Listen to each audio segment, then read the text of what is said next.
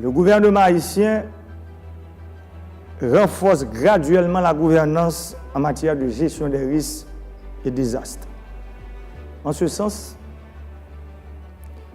le gouvernement a élaboré un cadre légal pour le renforcement du système national de gestion de risques et désastres et la promotion de la direction de la protection civile en direction générale de protection civile.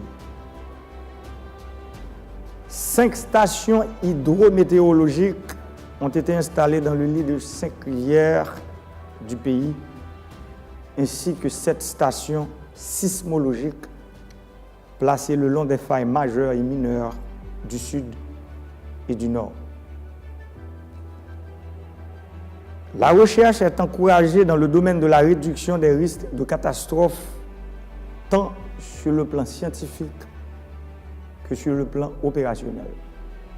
La politique environnementale de la République d'Haïti inclut un vaste programme d'électrification nationale à l'aide des sources énergétiques propres.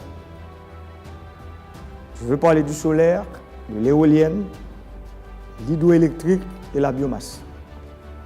Le gouvernement haïtien encourage la création de micro-réseaux électriques à base de sources d'énergie propres.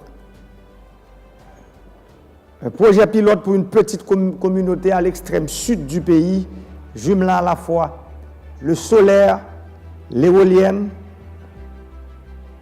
l'énergie thermique, permet d'envisager la reconversion totale de la matrice énergétique utilisant exclusivement les sources d'énergie propres. Le gouvernement haïtien entreprend un vaste programme de reforestation du pays. Il investit actuellement dans la mise en place de 14 centres de germoplasme de propagation végétale, forestière et fruitière.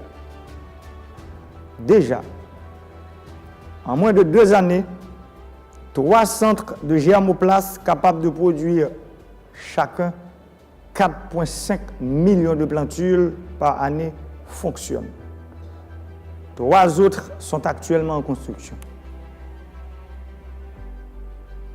Pour mieux sensibiliser les citoyens, le reboisement est maintenant en train d'être intégré dans le cursus scolaire haïtien.